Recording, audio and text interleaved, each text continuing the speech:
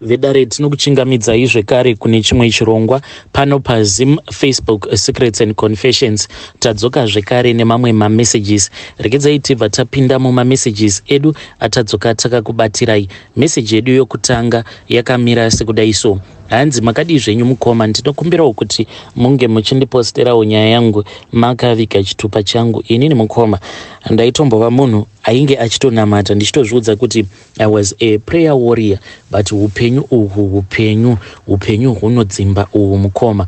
Izvi ndo zvakaitikawo kwandiri mukoma Nashi.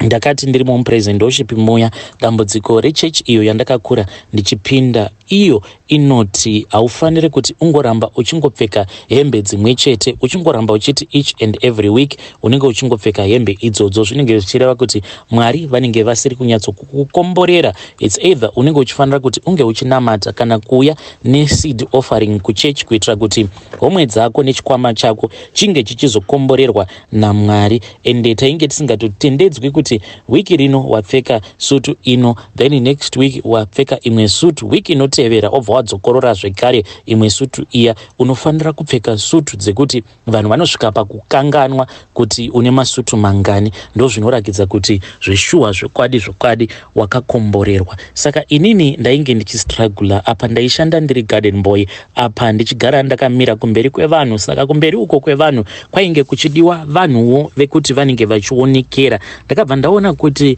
little by little bit ndainge ndava kutanga kusudurutswa kure. Paiti kana pakauya maguest pastors aya vanenge vachibva kune mamwe machechi ekuti kunozivikanwa kuti uku ndo kunopinda vanhu vane mari, ende inini ndaibva ndazogariswa mubench on that day. Asi kana iri regular service, kana paine vamwewo vanenge vasipo musi iwoyo vane mari dzavo, ndo pandaibva ndazonzi ndinge ndichitungamirira present worship ndisingagariswe mubench. Zvinhu zvekuti zvakabva zvandibata, ndikati pano ndoita sei. Ndo pandakabva ndafamba mukoma, handidi kunyepa.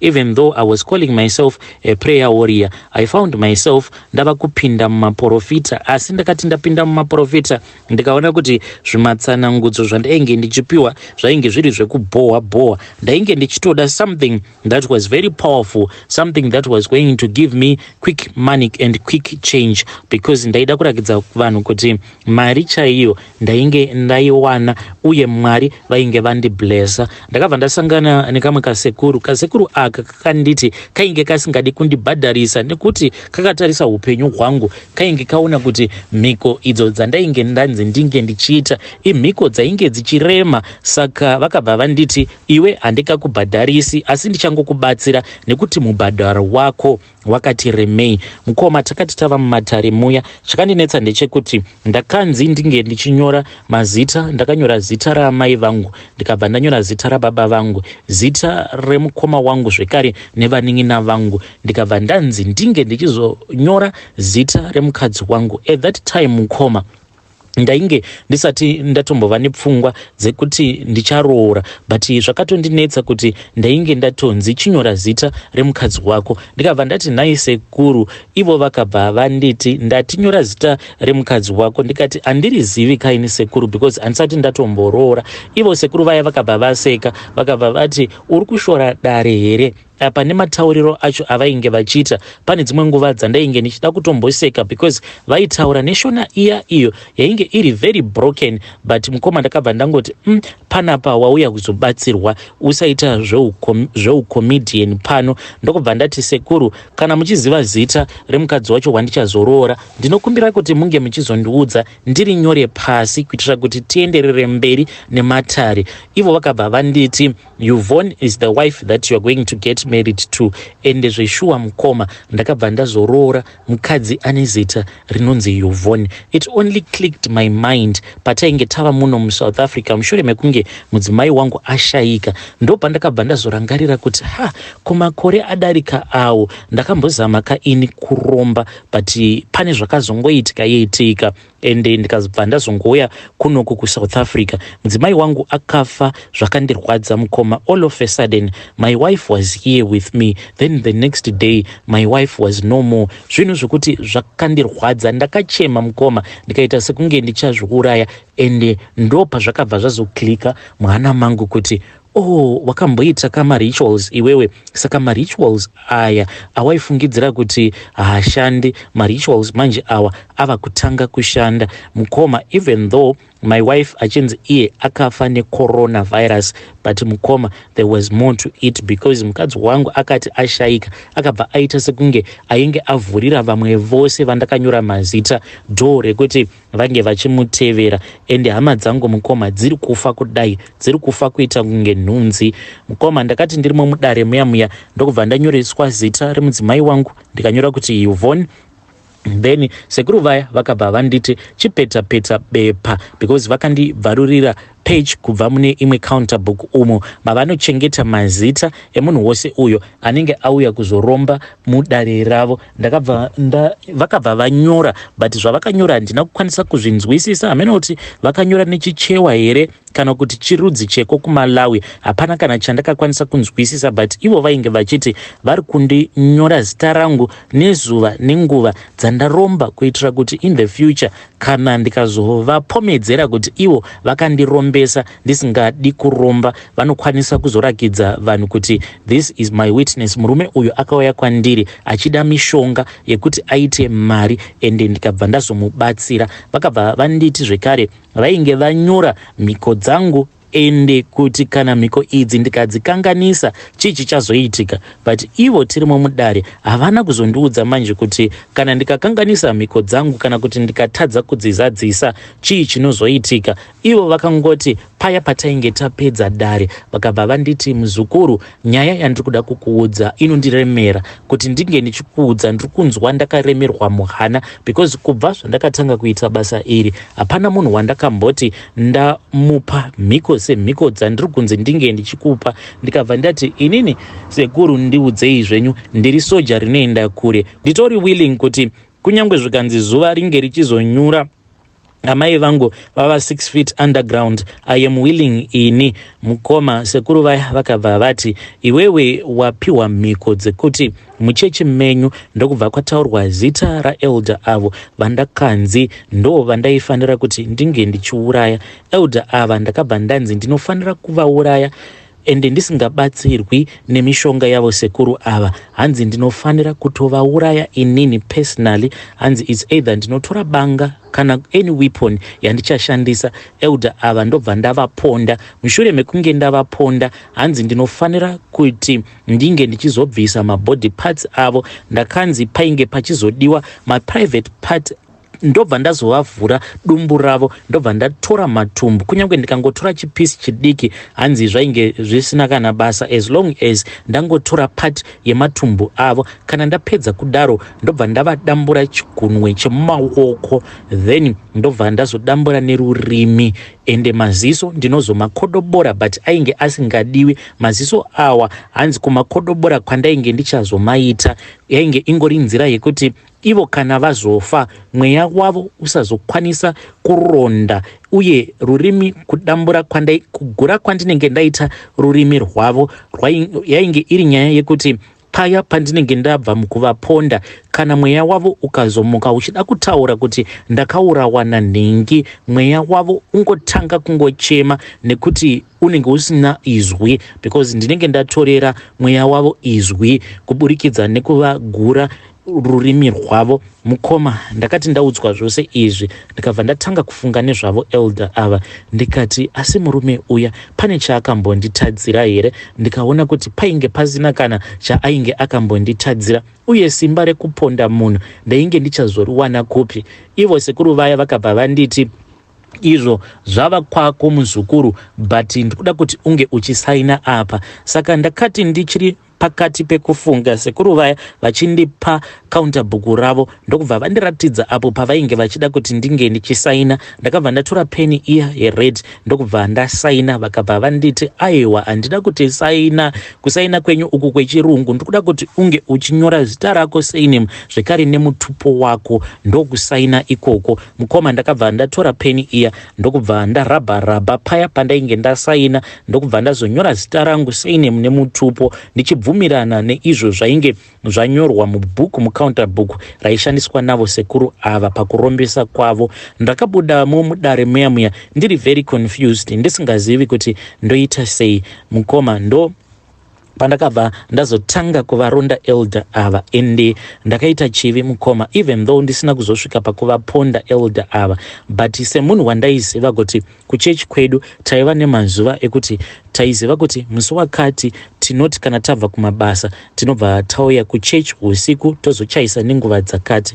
Dzimwe nguva mukoma ndaitotanga ndaenda kumba kwavo ndobva ndatanga kuvatevera ndiri kumashure kwavo. Ivo manje vaiwanzo kuti paya pavanenge vachaisa vaifarira kuzouya kuchechi netsoka, since chechi yainge iri padhuze nepamba pavo, vachiti ivo vari kuexercisa uye vaigara vachikurudzira vanhu kuti munofanira kuexercisa.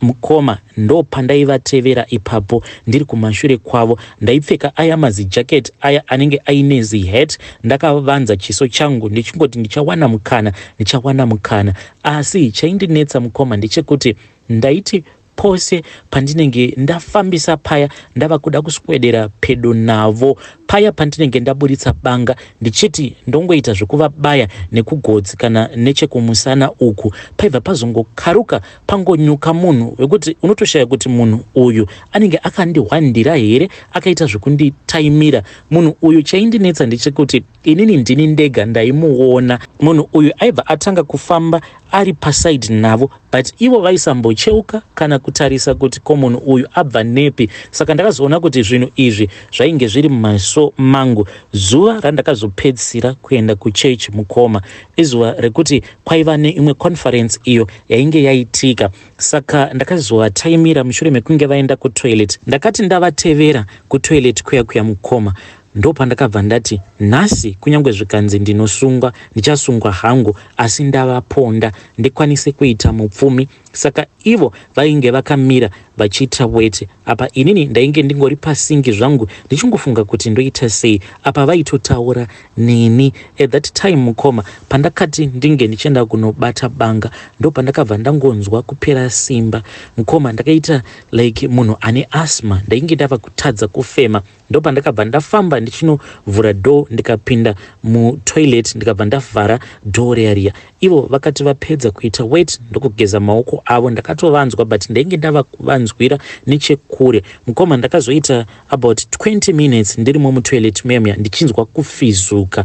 By the time yandakazonzwa kuti simba rangu rainge radzoka mandiri, banga randainge ndiinaro ndakaritsvaka, because banga iri zvandainge ndakaita ndezvekuti paya ndisati ndaita tuck in sheti yangu, banga iri ndainge ndakariisa nechepadumbu apa ndichitira kuti paya pandinenge ndawana mukana ndinge ndichiriburitsa, ndikabva ndati bhache pamusoro ndokubva ndapina mabhatani ndichitira kuti pasazowana munhu anoriona banga iri. Ende ndakatsvaka pandakanotenga banga randaida kuvaponda navo elder ava, kune mamwe mapanga aya anenge aine zvimagroove rakaita kunge banga rechingwa, but iro riri very sharp, ndichitira kuti pandinovabaya paya rikwanise kuita a lot of internal damage. Aya mapanga anoya nemacasings ndaitoimba ndiri pamberi pechechi ndiinaro banga iri, ndakarihwandisa padumbu pangu apa. Asi mukoma banga iri ndakabva ndazorishaya. Ndakati ndabuda mutoilet memya handina kana kuzombodzokera muchechi mukoma, kana bhaibheri rangu ndakangorisiya apo pandainge ndigere ndini uyo. Ndikabva ndati kumba. Kubva musi iwoyo zvechechi ndakabva ndasiyana nazvo ndokubva ndadzokera zvangu munyika. Ndakati ndava kurarama ndirimo munyika ndo pandakabva ndazosangana neuyo akazova musikana wangu kuzonosvika tichizoroorana. Saka pose apa pandainge ndava murudo, izvo zvekunzi ndakamboenda ndikanoitiswa mhiko nevamwe sekuru vanobva kuMalawi ndichida kuromba zvainge zvatokanganwikwa. Ndakabva ndati let me move on with my life and let me try to rebuild my life with my wife. Upenyu ndokubva hwazongoenderera kumberi. Inini navadzimai tikabva tazouya kuno kuSouth Africa. Takati tiri kuno kuSouth Africa, mudzimai wangu panguva iya yeCovid ndo paakangotanga kurwara, ende chinondinetsa ndechekuti iye neni musi watakangonzi musauya kubasa, mudzimai wangu ndo paakatanga kurwara. Aingoti ndikunzwa pachipfuva changu chiri kurema, kuzonosvika munhu ava kutanga kukosora ndokubva ndazotongoti panapa regedzai ndiende naye kuchipatara.